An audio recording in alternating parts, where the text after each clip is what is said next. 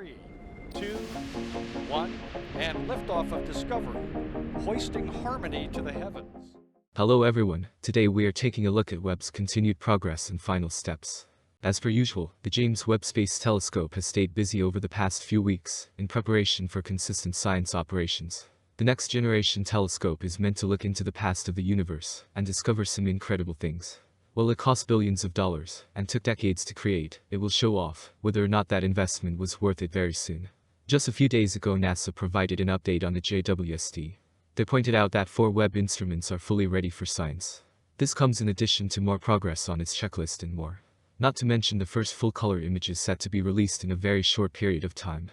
All of which will help us learn more about the universe we live in. In total there were 17 different modes that needed to be checked and tested.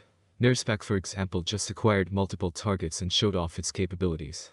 Here I will go more in depth into some of the JWST's recent progress, important dates, and what to expect in the near future. Starting only 2 days ago on June 27th, NASA tweeted saying, "The first of our 4 Webb instruments is fully ready for science." NIRS, built by JWST, is a camera and a spectrograph capable of analyzing exoplanet atmospheres. This tweet included an image showing Webb and a spectrum of color. NASA went more in depth and highlighted that, "You're seeing a test spectrum of a star, meant to demonstrate NIRS's science capabilities. Each color corresponds to a different wavelength of infrared light detected by Webb's NIRS. The black lines are the signature of the hydrogen present in this star."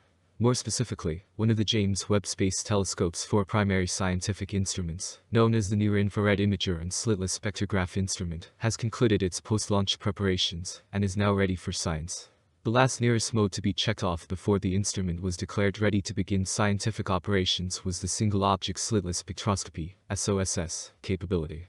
The heart of the SOSS mode is a specialized prism assembly that disperses the light of a cosmic source to create 3 distinctive spectra, rainbows, revealing the hues of more than 2,000 infrared colors collected simultaneously in a single observation. This mode will be specifically used to probe the atmospheres of transiting exoplanets, i.e., planets that happen to eclipse their star periodically, momentarily dimming the star's brightness for a period of time. By comparing the spectra collected during and before or after a transit event with great precision, one can determine not only whether or not the exoplanet has an atmosphere, but also what atoms and molecules are in it. I'm so excited and thrilled to think that we finally reached the end of this 2-decade-long journey of Canada's contribution to the mission. All 4 NIRS modes are not only ready, but the instrument as a whole is performing significantly better than we predicted. I am pinching myself at the thought that we are just days away from the start of science operations, and in particular from NIRS probing its first exoplanet atmospheres, said René Doyen, principal investigator for NIRS, as well as Webb's Fine Guidance Sensor, at the University of Montreal. Taking a closer look at the image mentioned prior, this is a test detector image from the NIRS instrument operated in its single object slitless spectroscopy mode, while pointing at a bright star. Each color seen in the image corresponds to a specific infrared wavelength between 0.6 and 2.8 microns. As of right now, with NIRS post-launch commissioning activities concluded, the Webb team will continue to focus on checking off the remaining 4 modes on its other instruments. Most recently, NIRSpec's fixed slit spectroscopy mode was completed yesterday. This leaves 4 modes left to be checked, 2 for NIRSpec, 1 for NIRCam, and 1 for MIRI. In addition, NASA's James Webb Space Telescope will release its first full-color images and spectroscopic data on July 12, 2022. As NASA ramps down the final commissioning activities, some openings in the schedule have appeared. The team has started to take some of the first science data, getting it ready to release, which will mark the official end of commissioning Webb and the start of routine science operations. This week the agency asked Tracy Beck, Tony Keyes, and Charles Prophet, all NIRSpec instrument scientists at the Space Telescope Science Institute, to tell them about how Webb gets the targets lined up for observation with the NIRSpec instrument. The Near-Infrared Spectrograph is the instrument on the Webb telescope that observes spectra of astrophysical and planetary objects at near-infrared wavelengths. The NIRSpec Grading Wheel Assembly, GWA, uses diffraction gratings or a prism to separate the wavelengths of incoming light into a spectrum. Study of the intensity or brightness of light across the wavelengths can provide key diagnostic information about the nature of various objects across the universe, from extrasolar planets around distant stars, to faint galaxies at the edge of the universe, and objects in our own solar system. NIRSpec will observe them all. In addition to the gratings and a prism, the NIRSpec GWA also has a mirror that is primarily used to acquire targets, to image them and place them at the proper locations in the instrument to observe a spectrum. NIRSpec has two methods for target acquisition: the wide aperture target acquisition, WATA, and the micro-shutter assembly, MSA, based target acquisition, MSATA. The WATA process takes an image of a single astrophysical target through the wide S1600A1 fixed slit to determine its position on the sky as seen through the instrument. The software on board the Webb telescope autonomously calculates an offset to move the telescope and accurately position either this target or another nearby target at the optimal location in NIRSpec to spread the light into a spectrum.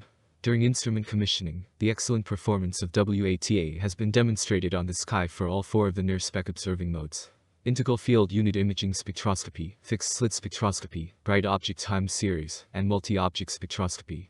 NIRSpec includes the multi-object spectroscopy mode, where a spectra of dozens to hundreds of science targets will be observed at one time. This requires specialized apertures that can be configured by opening and closing specific tiny doorways, micro-shutters, of the 250,000 total that are arranged in a rectangular grid in the MSA, allowing individual targets to be observed with little contamination from nearby objects or background light. In this case, a simulation of the NIRSpec MSA-based target acquisition process demonstrated the NIRSpec sharpness. NIRSpec uses reference stars observed through the fixed slits in the central area and the MSA to carefully correct the small XY and position angle offsets of the observatory so that the science targets will be aligned properly with their shutters across the entire NIRSpec mode's field of view. During MSATA, a set of target acquisition reference stars are imaged through open micro-shutters. The stellar positions are calculated autonomously by Webb's onboard software and used to correct the initial spacecraft pointing and position angle. To allow accurate correction of the observed spectra for the centering of each source in its shutter, this process must place the most science targets across the full span of the NIRSpec field of view, with an accuracy of 1/10 of a NIRSpec shutter width, or just 20 milliarc-seconds on the sky, the approximate size of a bumblebee, 1.5 centimeters, viewed from 150 kilometers away. They finished by highlighting that the recent confirmation of NIRSpec target acquisition and additional work on the four science modes primes the NIRSpec team for our last activities of commissioning. We cannot wait to see the first NIRSpec science observations coming this summer. In the future, many of the objects that Webb will study, such as the first galaxies to form after the Big Bang, are so faint that Webb's giant mirror must stare at them for hundreds of hours in order to collect enough light to form a spectrum. In order to study thousands of galaxies during its 5-year mission, the NIRSpec is designed to observe 100 objects simultaneously. The NIRSpec will be the first spectrograph in space that has this remarkable multi-object capability. These are just some of the features that make this technology stand out. The James Webb Space Telescope is getting very close to consistent science operations. With more modes complete, the telescope now only has 4 out of 17 left to test before they are all done. This will make another significant milestone for the JWST. This comes in addition to the release of full-color images and data about 2 weeks from now. We will have to wait and see how it progresses and the impact it has on the space industry. Thank you very much for watching.